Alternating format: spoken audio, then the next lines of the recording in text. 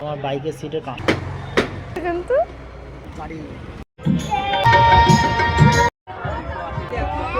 বলা তো নাও নাও 60 টাকায় বলিস তাই চোখ মারছে দেখো আজকে। সো হাই এভরিওয়ান, কেমন আছো বলো?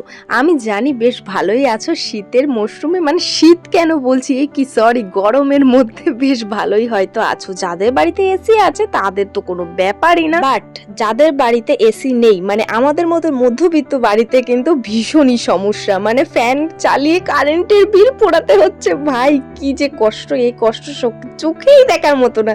আমি মানে কথাই বলতে পারছি না, এতটা কষ্ট হচ্ছে আমার।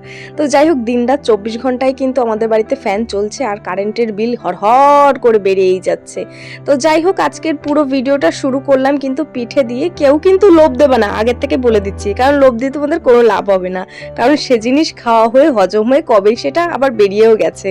তো যাই হোক, দেখো ঠাকুর প্রণাম করে চলে আসলাম মহারাজদের বাড়ির এখানে। আর আমাদের বাড়ির থেকে মহারাজদের বাড়ি কিন্তু বেশ অনেকটা দূর। তোমরা কিন্তু গেস করে বলতেই পারো যে ঠিক কত কিলোমিটার দূর। আমি তোমাদের একটা আন্দাজ দিতে পারি, ম্যাক্সিমাম 50 কিলোমিটার কিন্তু দূর হবেই। মানে এটা কিন্তু আমি বললাম, এবার তোমরা বলো তো ঠিক কত কিলোমিটার দূর হতে পারে। আর এই যে যে যাবতীয় সমস্ত গাছগুলো দেখছো না, এগুলো কিন্তু আমি অনলাইন থেকে পারচেস করেছি। চাইলে তোমরা লিঙ্ক বলবা, আমি সাথে সাথেই দিয়ে দেব, যদি তোমাদের মন চায় তো। জানি সবার পছন্দ আবার সমান নয়, কিন্তু তবুও বললাম যদি পছন্দ হয় তো বলো। আর জানো তো, আমি এরকম না প্রচুর জিনিস অনলাইন থেকে পারচেস করেছি। সব জিনিস তো দেখানো সম্ভব না, আর সব জিনিস এখনো ঘরে লাগানো কমপ্লিট হয়নি। আমাদের ছোট্ট একটা রুম, আর সেই ছোট্ট একটা রুমকে না আমি প্রচুর পরিমাণে সাজিয়ে গুছিয়ে তুলতে চাই। কেমন হবে ব্যাপারটা বলো তো? আসলে নিজের বাড়ি যতটুকুই হোক, যেটুকুই হোক, শান্তি কিন্তু নিজের বাড়িতেই।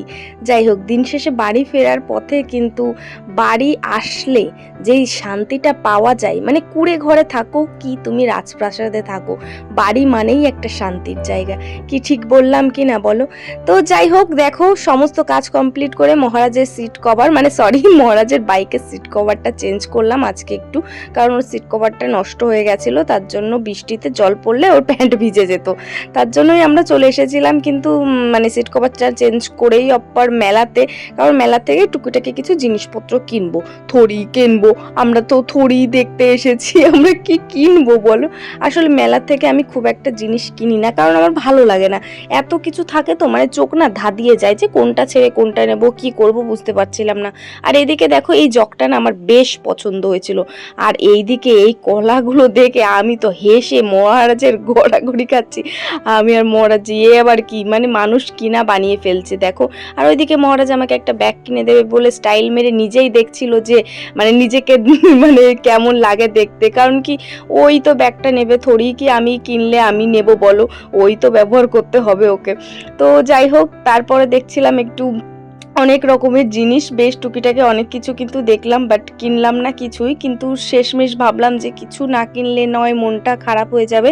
তারপরে আমরা সোজা চলে আসলাম হরেক মাল 10 টাকার এখানে। হরেক মাল 10 টাকা থেকে কিন্তু বেশ কিছু জিনিস কিন্তু কিনে নিয়ে আমরা সোজা চলে আসলাম খাওয়া দাওয়ার এখানে। আর আজকের ভিডিওটা না শেষের পথে চলে এসেছে। জানো তো, আমি লঙ্কা খেতে একদম পছন্দ করি না, কারণ আমি লঙ্কা খেতেই পারি না। আমার যে এত ঝাল লাগে, কি জানি আমার জিভটা হয়তো ঝালহীনভাবে তৈরি হয়েছে। তো গাইস, আজকের ভিডিওটা ছিল এই পর্যন্তই। ভালো লাগলে অবশ্যই লাইক কমেন্ট করো। আর এখন আমরা এসেছি মসলন্দপুরে, হচ্ছে মিয়া অমরে। তো মিয়া অমর থেকে কিছু কেনাকাটার ছিল, সেখান থেকে কিছু খাবার দাবার কিনে আমি সোজা কিন্তু ট্রেনে উঠে পড়ি। আর আজকের দিনটা আমার না এভাবেই কেটে গেছিল, টুকিটাকি এভাবেই কেটে যাচ্ছে মোটামুটি ভালোভাবেই। যাই হোক, ভালো থেকো।